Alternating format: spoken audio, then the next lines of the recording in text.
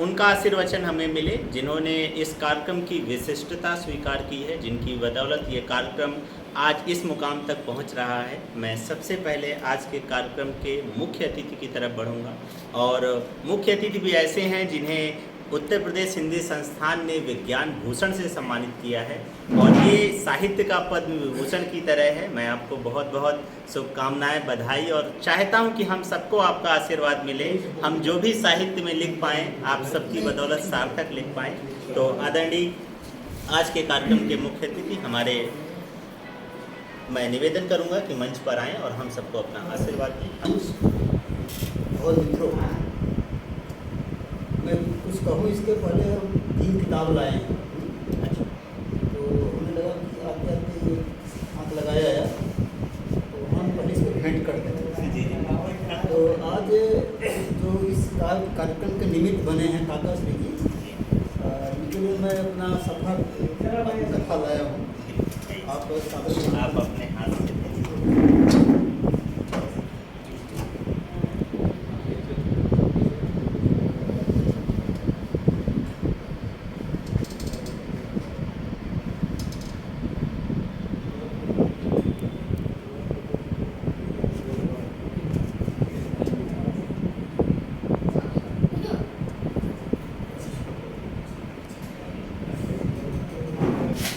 भाई नीलय जी को बधाई तो कई लोगों ने दिया, लखन जी भूल गए। विज्ञान परिषद में आपको भूषण पाल पाठक विज्ञान लेखन पुरस्कार दिया है। शायद प्रतापगढ़ के लोग नहीं जानते। 5,000 रुपये का पुरस्कार है। मुझको भी बाद में मालूम हुआ, आपसे जब मुलाकात हुई थी सर विज्ञान परिषद में, मैं दिन आ गए कि मैंने देखा नहीं था। नई उपलब्धि बता दे बिटिया वाले, उसमें मैं भूल अच्छा, उसमें वो बड़ी तो ये वो मेरे लिए लाइफ टाइम अचीवमेंट का हमारा वैज्ञानिक उपन्यास है, ये आप मैं भेंट कर रहा हूँ। और ये बॉस है, मैं बात कर पाऊँ सर।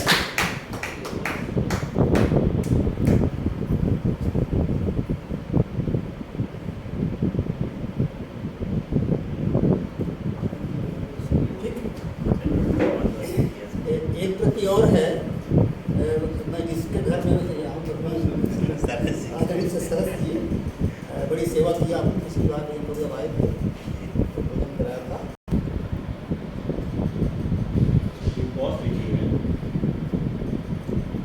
अदल बदल करके और लोग पढ़ सकते हैं। जब भी आएंगे हम कुछ लेकर के आएंगे। लगभग जितने भी लोग यहाँ बैठे हैं सब आदरणीय हैं, परिचित हैं। मैं विशेष रूप से आदरणीय मौर्य जी को लिखित करूँगा कि जिनका बहुत बड़ा योगदान रहा है प्रतापगढ़ की और इलाहाबाद के साहित्यकारों में अति प्रतिष्ठित आप हैं। और आपने जो दीप जलाया है वो उसका प्रकाश बहुत दूर तक जा रहा है। इस बार हम लोग उम्मीद करते हैं कि साहित्य भूषण सम्मान आपको मिलेगा। ऐसी हम लोगों को शुभकामना है पहले से, देखिए क्या होता है। और भाई काका श्री जी तो अद्भुत व्यक्ति हैं। अभी 4-5 वर्ष, शायद 4-5 वर्ष भी नहीं बीता होगा कि आपसे भेंट हुई थी हमारी। तो मौर्य जी के साथ में आए थे प्रयागराज में, कोई पुस्तक के प्रकाशन की बात थी। तो आप नितांत गंवई व्यक्ति लग रहे थे, तो हमें लगा कि साथ में आए होंगे। हमें नहीं था कि इनके अंदर साहित्य छिपा हुआ है, या ये साहित्यकार हैं। और ये इनकी एक गांव का आदमी एक जैसे सहज सरल होता है, वो शो भी नहीं करता है। इन्होंने कभी शो भी नहीं किया कि मैं साहित्यकार हूँ। कई मित्रों ने यहाँ पर मंच पर कहा कि स्कूली शिक्षा आपकी कम हुई है और इतना उत्कृष्ट आप साहित्य लिख रहे हैं। दरअसल स्कूली शिक्षा की ज़रूरत नहीं होती साहित्य के लिए। और साहित्य के लिए तो जो सबसे जो महत्वपूर्ण चीज़ होती है वो संवेदना होती है। संवेदना तो आदमी क्या जानवरों में भी होती है, आपने देखा होगा। तो संवेदना कोई की आदमी पढ़ा लिखा तो बहुत है, लेकिन इतना गुस्सा आ जाता है कि कभी पत्नी की हत्या कर देता है, बच्चे को पटक देता है, पड़ोसी से रिश्ता उसका अच्छा नहीं है। तो संवेदना नहीं है उसके अंदर। तो साहित्यकार की का जो सीमेंट गारा है आप कहिए तो मुख्य है संवेदना, और संवेदनाएं आती हैं संस्कारों से। अभी बात हो रही थी कि आप जिस परिवार से ताल्लुक़ रखते हैं या आपके रिश्ते में जो स्वतंत्रता सेनानी हुए हैं, एक स्वतंत्रता सेनानी का कितना बड़ा योगदान होता है आप समझते हैं। तो कहीं न कहीं आपको बचपन से या परिवेश से या जहाँ रह रहे हैं वहाँ जो आपको शिक्षा मिली है वो शिक्षा किसी विश्वविद्यालय से कम नहीं है बल्कि अधिक है। और जिन साथियों ने कोट किया आपकी जो भी किताब आई है मैं हूँ तेरा लल्ला, इसमें कुछ कविताओं को कोट किया, लखन जी ने किया और तो हम देखेंगे। तो हमें लगता है कि वास्तव में आपको अपने दिल को छू जाने वाली कविताएं लिखी है, बच्चों को प्रभावित करने वाली कविताएं लिखी हैं, बच्चे बन करके लिखी है। मैंने भी बाल साहित्य लिखा है, तमाम कहानियाँ लिखा है बच्चों के लिए, कविताएं तो नहीं लिखता हूँ। मेरा अनुभव है और उस अनुभव को आपको भी जानना चाहिए, लाभ उठाना चाहिए।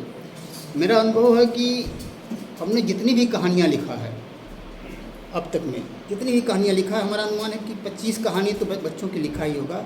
सब हमने वैज्ञानिक आधार पर लिखी है, इनका बेस जो है विज्ञान है।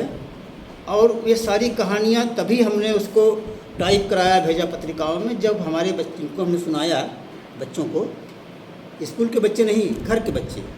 और हमने घर में बच्चों का संस्कार डाल रखा है कि शाम को सोते समय वो एक आध घंटे, आधे घंटे हमारे पास या हमारी पत्नी के पास, जो बूढ़े घर में हैं उनके पास बैठें तो कहानियाँ सुनाएं। तो पुराना जो सिस्टम है रहा है तो वो किया है। तो अब शुरुआत में जो कहानियाँ हमने लिखा तो हमारे अपने बेटों को सुनाते थे, वो तो बड़े बड़े हो गए, फिर पोते आ गए, उनको सुनाने लगे। तो वो बनी बनाई कहानियाँ पसंद नहीं करते किसी बच्चा, उनको चाहते हैं कि जो मैं कहूँ, जो विषय मैं दूँ उस पर कहानी सुनाए। एक बार की बोल देते हैं कि रॉकेट पर सुनाइए, समुद्र पर सुनाइए, रोबोट पर सुनाइए, ना, तो जो कहीं सुने रहते हैं, या भूत प्रेत पर सुनाइए। इस तरह से कोई न कोई विषय वो बताते हैं। अब उस समय दिमाग को बहुत तेज करना पड़ता है कि आपको विषय मिल गया, उस विषय पर कहानी सुनाना है, आपको शुरुआत भी कर देनी है।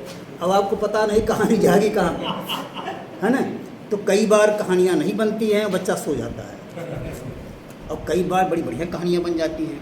आपको बताऊं करीब 20-25 कहानियाँ जो हमारी छपी हैं, जितनी कहानियाँ बच्चों ने सेलेक्ट किया सारी कहानियाँ छपी। अभी तो आकाशवाणी में आई थी, 23 को आई थी। उसका विषय था भूतहा कुआं। कुएँ में आवाज़ करने पर आवाज़ आती है, प्रतिध्वनि आती है, तो लोग कहते हैं भूत रहता है, बच्चों डरवाने के लिए कहते हैं। अब इसको कहानी का रूप देने के कई फ़ायदे हैं। एक फ़ायदा तो ये है कि बच्चे को विज्ञान का सिद्धांत समझ में आएगा कि कुएँ से आवाज़ क्यों आती है, कैसे कुएँ से आवाज़ आती है। और दूसरा फ़ायदा ये होगा कि उसके अंदर एक जिज्ञासा जो उत्पन्न हुई, जो अंधविश्वास है वो ख़त्म होता है। और सरस जी की किताब हमने पढ़ा है, बहुत बढ़िया आपने भी लिखा है। और हम चाहेंगे कि थोड़ा से जो कहानियाँ हमने लिखा है, यद्यप किताब का रूप तो नहीं है, थोड़ा सा हमारा भी पढ़ें वो। और हम हर साहित्यकार को राय देते हैं कि कोई ये न माने कि हम जो लिख रहे हैं वही सही है। मैं स्वयं भी बहुत पढ़ता हूँ और मैं नहीं मानता कि जो मैं लिख रहा हूँ वो वही ठीक है, हमसे भी अच्छा लिखने वाले हैं। सबको एक दूसरे का पढ़ना चाहिए, सीखना चाहिए। तो जो बाल विज्ञान कथाएँ छप रही हैं सर, और उसको आप ज़रूर पढ़िए, किसी का भी हो।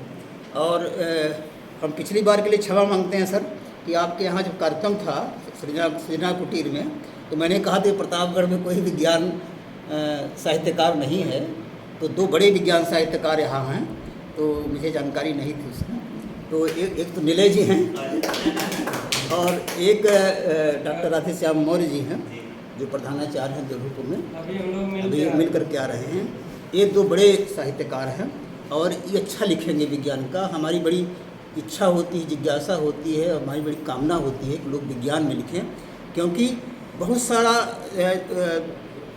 जो कूपमंडूकता समाज की है वो वैज्ञानिक लेखन से दूर होगी। इसलिए बहुत आवश्यक है अपनी लेखनी को आप और मांझिए और विज्ञान परिषद जैसी संस्था ने आपको सम्मानित किया है, शुरुआत वहीं से होती है, याद लीजिए। पहला पुरस्कार हमको गोरख प्रसाद पुरस्कार 95 मिला था, 1995 में विज्ञान परिषद से ही मिला था। तो जितने भी विज्ञान लेखक हुए हिंदी में, किसी का नाम लीजिए, शुरुआत विज्ञान परिषद से होती है। तो आपकी स्टार्टिंग हो गई, बधाई आपको। आगे आप अच्छा लिखेंगे, बशर्ते आप पढ़िए लोगों को, जिन लोगों ने लिखा है। और जो विज्ञान की पत्रिकाएं हैं मंगाइए, विज्ञान प्रगति है, आविष्कार है, इसे मंगाइए, ज़रूर मंगाइए। थोड़ा खर्च आता है लेकिन उनको पढ़िए और लिखिए उनमें। एक जो संकट साहित्य पर है, साहित्य की प्रशंसा तो बहुत लोग करते हैं। प्रेमचंद ने कहा था कि साहित्य मशाल है जो समाज के आगे आगे चलता है, समाज उसके पीछे चलता है, इस तरह कहा था। और ये सभी मानते हैं, स्वीकार करते हैं कि साहित्य ही संस्कार दिया करता है। आज के राजनेताओं की क्या स्थिति है, आज के समाज की क्या स्थिति है, अखबार देखिए तो दिल खट्टा हो जाता है। कितनी हत्याएं हो रही, बलात्कार हो रहे हैं, क्या क्या अनाचार हो रहे हैं। ये लगता है कि समाज कहाँ से कहाँ जा रहा है। तो ऐसे में अगर आशा की कहीं कोई किरण दिखती है तो वो साहित्य दिखता है। पत्रकारिता भी नहीं रह गई। एक ज़माना ऐसा था कि लोग पत्रकारिता को बड़ा आदर्श मानते थे। आज पत्रकारिता पर भी तमाम तरह के आरोप लगते हैं। क्या क्या लोग कहते हैं कि अरे ये सब क्या है, गोदी मीडिया है, मोदी मीडिया है, ये दिख गए हैं, क्या करते हैं। साहित्य भी अभी भी अछूता है। साहित्य पर किसी तरह का कोई धब्बा नहीं है। कि हमारी आपकी ये बहुत बड़ी जिम्मेदारी बनती है कि साहित्य का जो स्वरूप है, साहित्य का जो मूल स्वरूप है, संस्कार हम समाज को देंगे। हम ही माने कि हम समाज को दिशा दिखाने वाले हैं, दीपक दिखाने वाले हैं, मान करके हम साहित्य की रचना करें और खूब पढ़ें। केवल ये लिखें नहीं, जब दूसरों का पढ़ेंगे तो हमें लगेगा कि हमने जो लिखा है वो किस स्तर तक का है। तो खूब पढ़ना चाहिए। हमें बड़ा अच्छा लगा कि आप लोगों ने हमें बुलाया। हमें मुख्य अतिथि जैसा कभी हमको बड़ा